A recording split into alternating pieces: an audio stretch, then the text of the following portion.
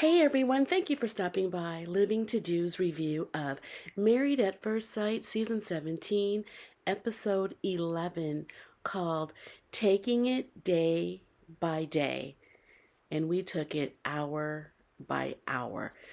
This show was 2 hours again, way too long. I was thinking the whole season you can divide that into 2 seasons because it's so long. Um, you know, it.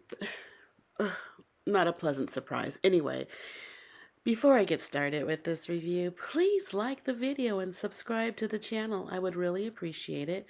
And I thank you in advance. Okay, so let's get started with Becca and Austin. I don't have much to say about them. I don't believe Becca's drama. They have an issue with religion, and apparently it's taking Austin some time to get around to the subject. He believes in heaven and hell. He was raised a Catholic and she's Jewish. And he believes that anybody who doesn't take Jesus Christ into their heart will go to hell. And her knowing that he thinks that way, and that he thinks that because she's not what he is and believes what he believes, that he believes that she's going to go to hell. And that upsets her, that the man that she loves thinks that she's going to go to hell, and she believes he thinks of her as less than. She's agnostic, and they had to talk to doctor, or not even doctor, but Pastor Cal about this. And the thing is, it's all unknown. He was saying that too. And what's unknown is unknown. And to make the biggest deal, I guess it doesn't mean that much to me. It doesn't mean as much as it does to her what somebody else thinks, you know. Live your life, do what you think is right, and just move it, keep it moving. Um, but to me, I just thought they didn't have much going on, so this was creative drama, and I was bored with it. I really think Austin is a great guy. He seems to be one loving person who loves you no matter what, through the hard times, the good times, for better or worse. He seems like he's true to those vows, and uh, he's wonderful. He's just absolutely wonderful. And the fact that he can find love for her, that's also just wonderful. But there was really not much more of them to say about them. She wants him to make it a priority. He talked to her friend about, I guess, another point of view, and he says it's helpful, but we'll see where this goes. I think this storyline, there's really, I don't know. It was kind of boring. Okay, so let's go on to the next couple. The next couple will be Austin and Emily. At the start of the episode, Emily seems like she's still a good sport, hanging in there, being positive, smiling, just really, truly a good sport about the whole process. She's talking to her husband, what's his name? Brennan, and they're talking about their meeting that they had with Dr. Pia and the exercise that she wanted them to try out, which was a touching exercise. And she wanted them to strip down to where they felt comfortable and touch one another. Brennan seems to have an issue with this exercise. He feels more comfortable with just hugging, and they hug, and he wants to implement that in their relationship more. Brennan, are you deformed or something? I don't understand your your pushback with this. This is something guys normally would love to do, and you're in this process to be with somebody, and this is kind of the steps you take to get a connection and whatnot. I I want to really understand what is wrong. What is the problem? What is it that we don't know? You're acting like it's something to do with her. Now I'm kind of thinking maybe there's something wrong with you. I don't know. It's just weird. Um, they do their fun activities. They go horseback riding in the snow, and that looked like fun with their horses, Doc and Gucci. And Gucci was Brennan's horse, and Brennan had a connection with the horse, and Emily could see it, and she would like a connection like that with him, and she made a little, playful comment about it. Uh, Brennan. They talked later, and he mentioned that he sees red flags. Kind of just saying she was a red flag, but not going into detail. And he thought, giving it more time, things would change. Him talking around whatever this issue it's just getting on my nerves. And it's not really good for TV to drag it out this long. And she's upset. I can see this. He is unable to express the littlest of things. And that's irritating when you're, I guess, trying to get closer to someone, build a connection, a relationship, something lasting. And he just can't formulate words. Actually, just tell us what you're feeling. Are you feeling anxious, mad? What is the exact feeling at this moment? Disinterested? And maybe they can start there and work their way back, because this guy's giving nothing, and Emily is losing her patience. Emily and Brennan go out to dinner with the other couples, and the question comes around, what could you have done differently in the relationship? And Brennan's answer is that he could have opened up more earlier in the relationship. And Emily's making these faces like she's stroking out. Yes, you could have done that, and you could start today even. Um, they asked they were asked as a couple, do you see a future in the relationship, with the relationship? Brennan says that they're taking it day by day. And Emily, that's when Emily really looks like she's just had it. The facial expressions are just like, we need to check on Emily. Emily, smile and stick your tongue out. Are you having a stroke? Oh, she has just had it up to here with that man. She's getting nowhere with him. She hasn't even gotten that much out of him. Uh, she doesn't know what to do. She just doesn't. I feel for Emily. I really, really do. Emily is crying to, I think it was Claire, and she's wishing that she didn't care so much about him. And then she walks out they were in the restroom. She walks out, walks past Brennan. Brennan is stopped by Claire, and he wants to know what's the problem. And Claire is telling him she really likes you, and, it's not being reciprocated. You're not, you know, it's just not working, it seems. She's just letting him know how much Emily likes him. Emily goes to the car, and he goes to the car. Well, she's walking towards the car, and he's walking with her, and he's like, what's wrong? What's wrong? He's just playing dumb. He's acting like he doesn't realize that his actions are affecting her. I swear, if you didn't know better, you would think he wasn't even in the same vicinity as her. She can't take it anymore. She has played nice for so long, and she sees how Austin is with Becca, and he's very loving, and she's not getting anything from this guy. And she's put forth the effort, and he's not put forth the effort, and she doesn't want to build resentment. Now they're talking in the car about, their relationship, what's affecting her, and what I'm understanding, and she's really a good sport, and she's really trying to show him through her crying, through her emotions, how she's feeling.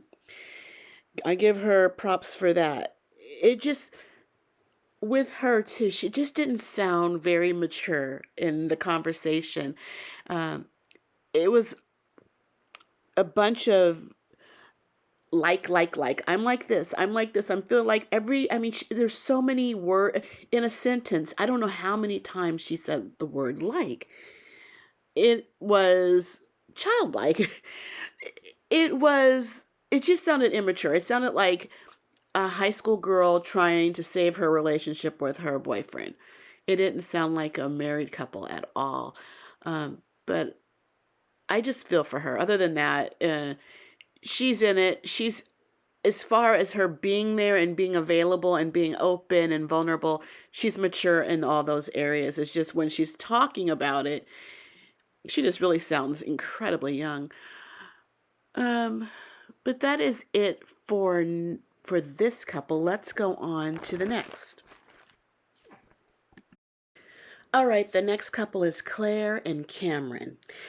They had an assignment from Dr. Pia to have more fun, and they go skiing, simulated skiing, and that looked like a good time. The thing is, it seemed like Cameron was already checked out of the marriage. He's going with the flow, and Claire seems like she's having a good time. She seems like she's having more of a good time than he is. They talk about their relationship, and they agree that it's like a platonic relationship. They're just friends. But I think, but I think Claire's, maybe she's kind of playing a game, kind of teasing him. And then when she does that, he kind of gets drawn back in. He thinks there's a connection, there's something there, and he goes with it. But then she does something else, and he realizes where she really stands. She got this push pull type of thing in a way. She just gives little nuggets like, breadcrumbs, come here, and then he approaches her, and it's like he gets nothing from her.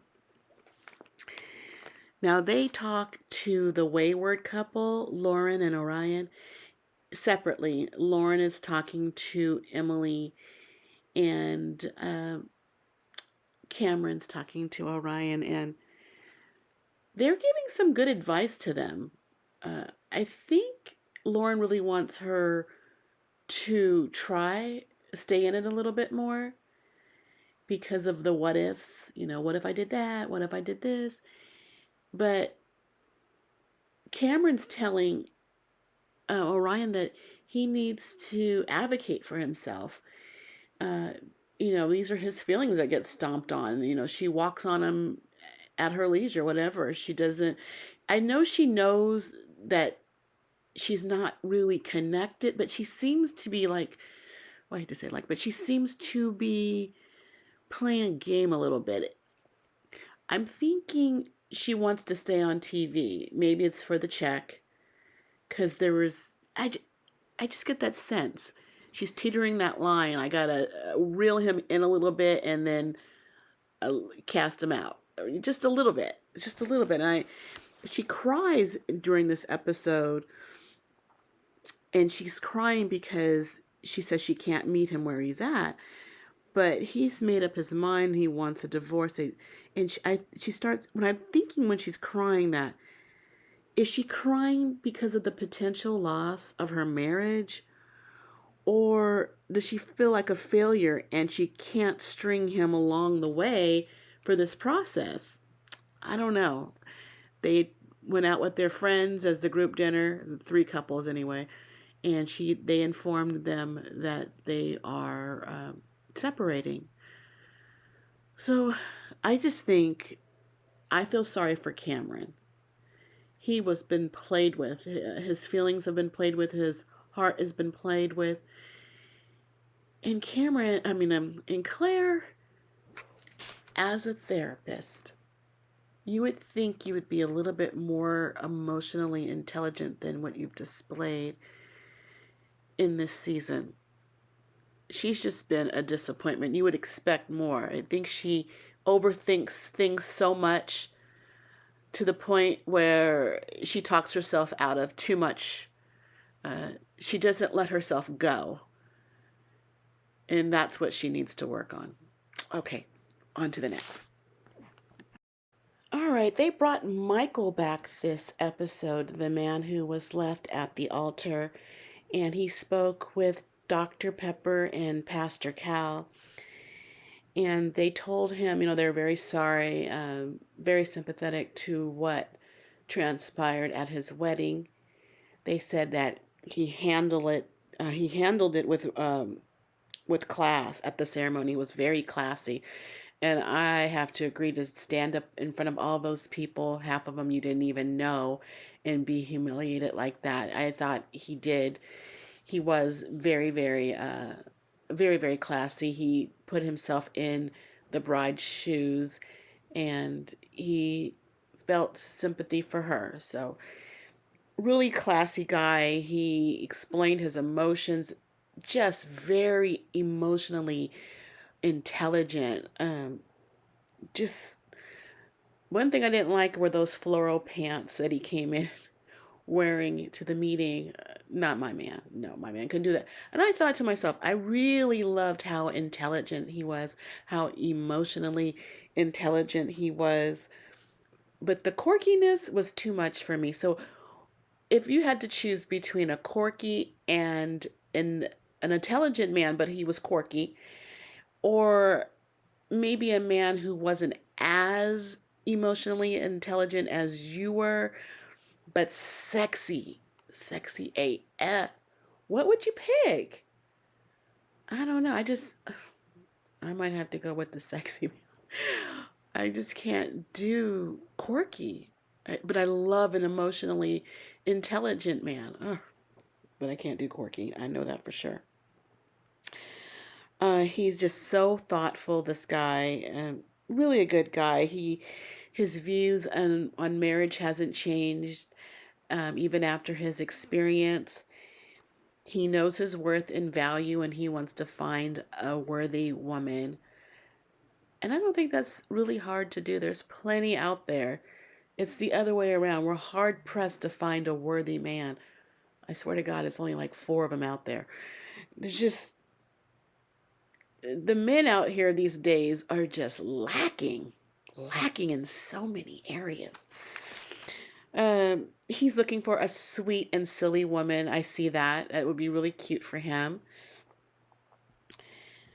He had his friends come and talk to him about, the aftermath and the potential of doing this all over again. And he had one really intelligent friend. He had a bunch of intelligent friends, but this one girl, she doesn't want to see him hurt. What has happened to him that shouldn't have happened. She really feels for him, and she wants him to think about this before this goes, it happens again. Then Dr. Pepper comes in and she tells the group that they found a match for him, and he's, I guess, willing to do this. And he had this one nerdy friend. He's so boring sounding, saying, after the news came that he's going to be married again, his friend's off. That's exciting. I was like, oh my goodness. True nerd. Um, but I'm glad he is going to take I think I'm glad that he's going to do it again, because we need something to watch. These marriages have gone kaput. They don't have anything else to show us. I don't even know how it goes 2 hours long. That's just way, way too much. They need to cut out the 2 hour shows, go back to the hour and a half. I don't know if it's because of last week you didn't air and then you need advertising money, but it's tedious. I realize 2 hours is too much. Okay, that's it for now. I'll be back next week for episode 12. Let's see what they can do to interest us. But please like the video and subscribe to the channel. I would really appreciate it, and I thank you in advance. And check out my channel, because I have other reviews of other shows, hotel, room tours, food reviews. So check out my channel. But that is it for now. I gotta go because I got living to do. Bye.